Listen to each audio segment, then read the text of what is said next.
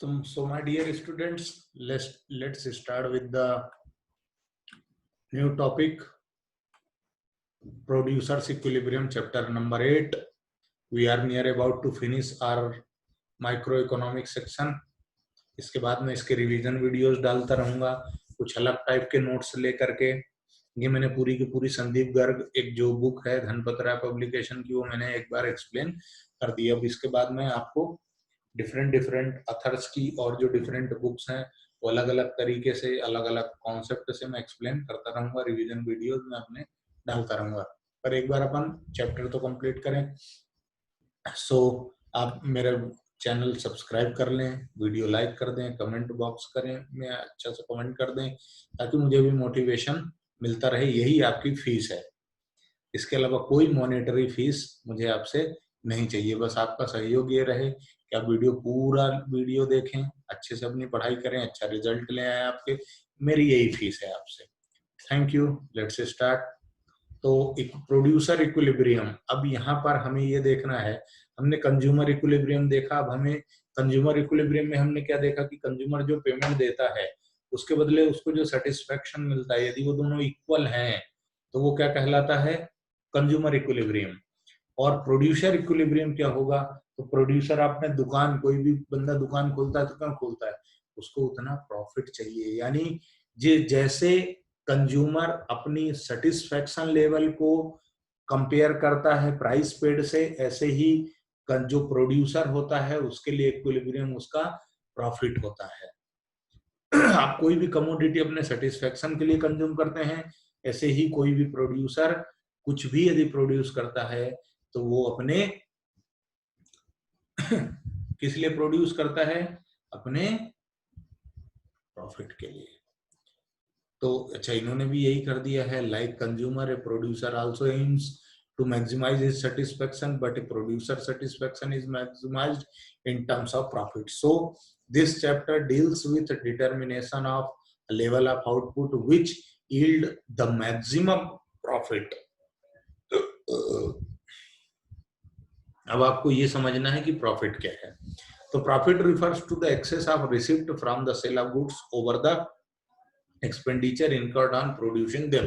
यानी आपकी जो टोटल रेवेन्यू है वो बड़ा है और टोटल कॉस्ट कम है, तो जो दोनों का डिफरेंस है वो क्या है, आपका प्रॉफिट है।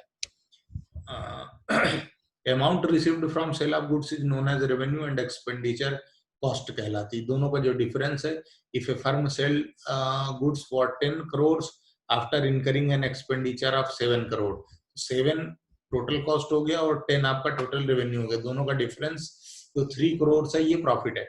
इक्विलिब्रियम कब होगा, जैसे आप मैक्सिमम आपको सेटिस्फेक्शन मिलता था तो कंज्यूमर इक्विलिब्रियम पे होता था, ऐसे ही जब प्रोड्यूसर को मैक्सिमम लेवल ऑफ प्रॉफिट होगा तब वो इक्विलिब्रियम पर होगा। Let's see. Producer equilibrium refers to that price and output combination which brings maximum, मित्रों, maximum profit to the producer and profit declines as more is produced। आप production करते जाओ, आपका प्रॉफिट बढ़ता जा रहा है।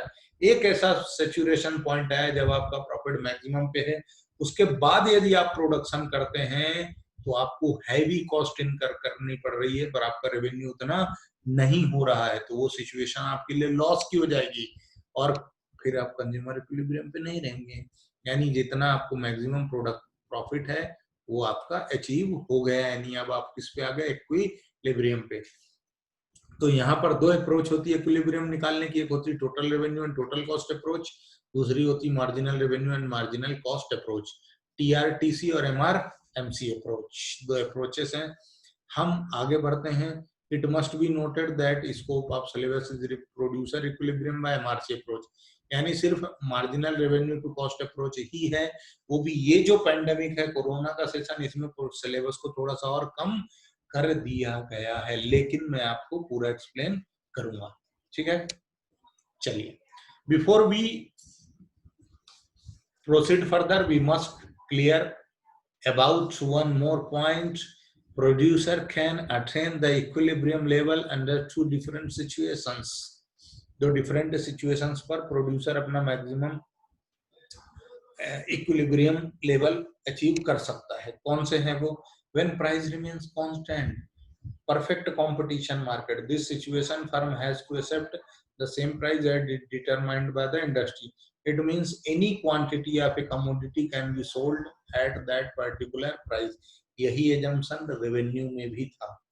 when price falls, तो ये है imperfect market, increases sales only reducing the price. एक में आपको प्राइस कांस्टेंट रखना है और मैक्सिमम प्रोड्यूस बेचना है, और दूसरे में आपको क्या करना है? प्राइस को कम करना है। तो marginal revenue marginal cost approach क्या कहती है my dear students?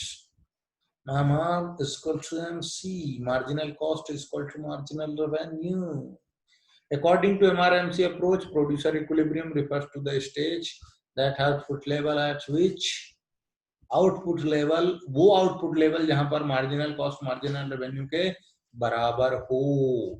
As long as MC is less than MR, it is profitable. जब तक आपका मार्जिनल कॉस्ट कम और मार्जिनल रेवेन्यू ज्यादा होगा, जब तक आपके प्रॉफिट ज्यादा बढ़ने के चांसेस बढ़ते रहेंगे, यानी आप अपनी यूनिट्स को, प्रोडक्शन लेवल को बढ़ाते रहें।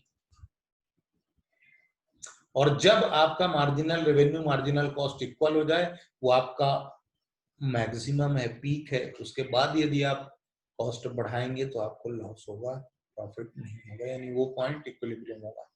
Marginal cost is greater than marginal revenue after MR is equal to MC. इस सिचुएशन में आपका जो आउटपुट लेवल है वो मैक्सिमम पर रहेगा, और इस मैक्सिमम प्रॉफिट लेवल के बाद भी यदि आप नहीं मान रहे और अपना प्रोडक्शन लगातार बढ़ा रहे हैं, तो फिर आपका क्या सफर करेंगे, आपका प्रॉफिट डिक्लाइन होना शुरू हो जाएगा।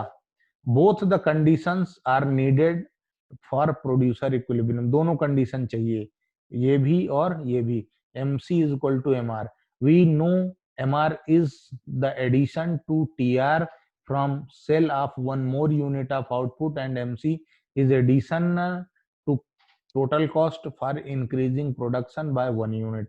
एक मोर यूनिट को प्रोड्यूस करने के लिए जो एक्स्ट्रा पैसा लगता है वो मार्जिनल कॉस्ट कहलाता है, और एक एडिशनल यूनिट को बेचने से जो हमको मिलता है वो मार्जिनल रेवेन्यू कहलाता है ना। Every producer aims to maximise the total profit, for this firm compares its marginal revenue with its marginal cost. Profits will increase as long as MR exceeds MC, and profits will fall if marginal revenue is less than marginal cost.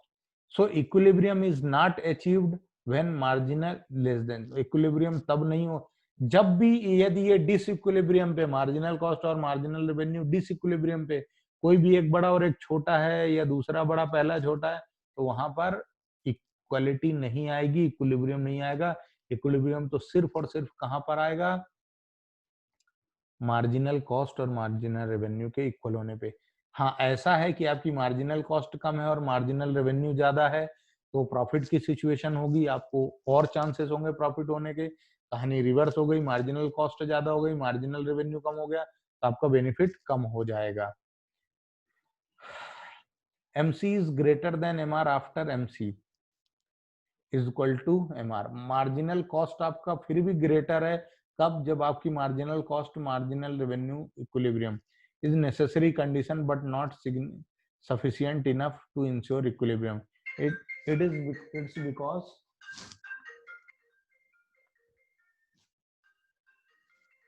एक minute बच्चों, मैं phone attend कर लूं। is necessary condition है ये। It is because MC is equal to MR may occur at more than one level of output। एक से ज्यादा लेवल ऑफ आउटपुट पर दोनों इक्वल हो सकते हैं। However, out of these, only that output level is equilibrium output when MC becomes greater than MR after the equilibrium। Equilibrium के बाद आपका मार्जिनल कॉस्ट बड़ा हो जाना चाहिए और मार्जिनल रेवेन्यू छोटा हो जाना चाहिए, तभी उसके पहले वाला जो आउटपुट लेवल पर इक्विलिब्रियम है वही इक्विलिब्रियम क्या कहलाता है? Producers equilibrium. First condition must be supplemented with second condition to attain the producer equilibrium. एक दोनों सेटिस्फाई होना चाहिए। चलिए, producer when price remains constant, यदि प्राइस आपका देखिए कांस्टेंट 12 आपका आउटपुट बढ़ रहा है, टीआर भी बढ़ रहा है, लेकिन 60 मैक्सिमम है, टीसी यहाँ है, यहाँ पर इस सिचुएशन में 5 यूनिट वाले में आपका मार्जिनल रेवेन्यू और मार्जिनल कॉस्ट दोनों इक्वल है, प्रॉफिट 6 का है, मैक्सिमम है। ये हो गया आपका इक्विलिब्रियम कंडीशन। यदि आप इसको ड्रॉ करना चाहें तो इस तरीके से ड्रॉ कर सकते हैं। अब हम सेकंड पॉइंट समझते हैं, जब एमसी ग्रेटर देन होगा इस कंडीशन के बाद। Producer when price falls with rise in output, जैसे जैसे आपका आउटपुट बढ़ता जा रहा है प्राइस आपका कम होता जा रहा है। इस सिचुएशन में तीसरी यूनिट पे देखिए प्राइस 6 है, टीआर 18, टीसी से कोई लेना देना नहीं, लेकिन मार्जिनल कॉस्ट मार्जिनल रेवेन्यू दोनों 4 पर हैं। ये इक्विलिब्रियम कहलाएगा गाइस। इसके इधर उधर यदि आप बढ़ाते हैं, इसको चेंज करते हैं, तो आप इक्विलिब्रियम पर नहीं रहेंगे और इसका ग्राफ थोड़ा सा टेढ़ा बनेगा। और ये जो पहले पैरेलल टू एक्स एक्सिस थी वो भी थोड़ी सी डाउनवर्ड स्लोपिंग हो जाएगी। इस चैप्टर में इसके अलावा और कुछ भी नहीं है, ये आपने देख लिया, सॉल्ड एग्जांपल्स आ गए।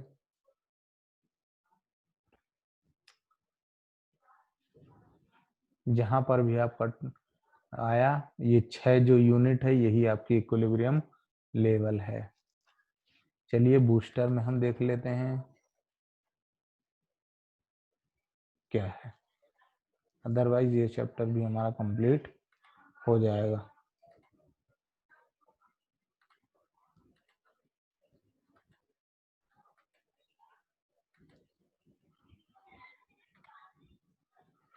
ये हमारे सिलेबस में नहीं है, फिर भी हम थोड़ा सा इसको समझ लेते हैं।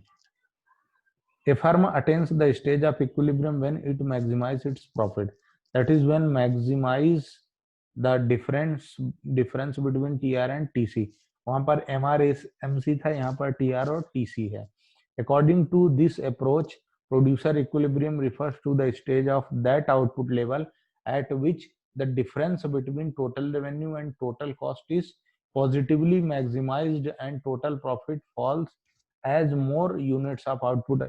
इनका ये कहना है कि जब टीआर और टीसी पॉजिटिव होंगे जब तक और प्रॉफिट मैक्सिमम पर होगा, पर यदि आप फिर भी आउटपुट बढ़ाते हैं, यूनिट्स और बढ़ाते हैं, तो वहां पर आपका प्रॉफिट जो है वो निगेटिव शुरू होना हो जाएगा। तो जब तक ये पॉजिटिव है तब तक क्या है, जब तक इन दोनों के डिफरेंस को मैक्सिमाइज किया जा सकता है तब तक आप प्रॉफिट में हैं, अदर पॉजिटिवली, अदरवाइज आप लॉस में चले जाएंगे। तो वो जो कंडीशन है पॉजिटिव वाली, वही क्या हो जाएगी, जैसे ये एग्जांपल है, यहाँ पर आपका आउटपुट बढ़ रहा है, प्राइस कांस्टेंट है, टीआर भी बढ़ रहा है, टीसी भी बढ़ रहा है और प्रॉफिट आपका मैक्सिमम पर आ गया। देखिए तो ये क्या हो जाएगा, इक्विलिब्रियम अप्रोच।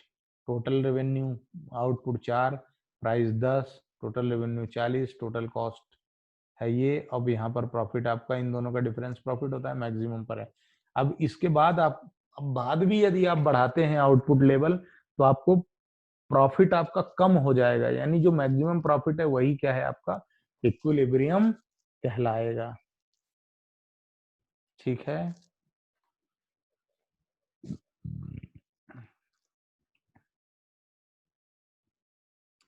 यहाँ पर भी यही है। देखिए आपका जैसे जैसे आउटपुट बढ़ रहा है प्राइस भी कम होता जा रहा है, टोटल रेवेन्यू बढ़ता जा रहा है, टोटल कॉस्ट भी बढ़ती जा रही है, लेकिन एक ऐसी सिचुएशन आ गई जब आपका प्रॉफिट मैक्सिमम है, इसके बाद आपका प्रॉफिट कम हो रहा है और फिर माइनस में चला जाएगा। तो ये जो सिचुएशन है ये क्या हो जाएगी, ये प्रोड्यूसर्स इक्विलिब्रियम की सिचुएशन जनरेट हो जाएगी। Gross profit are maximum at point. चलिए ये तो अब सिलेबस में है नहीं, इसको ज़्यादा हमें समझने से कोई मतलब नहीं है। तो ये चैप्टर भी खत्म होता है। नेक्स्ट चैप्टर है सप्लाई, इसको हम समझेंगे बाद के लेक्चर में। आज के लिए इतना ही। थैंक यू वेरी मच आपके सहयोग के लिए। लाइक करें, शेयर करें, सब्सक्राइब करें और मुझसे जुड़े रहें। आपके सारे डाउट्स मैं लेता रहूँगा। Thank you very much.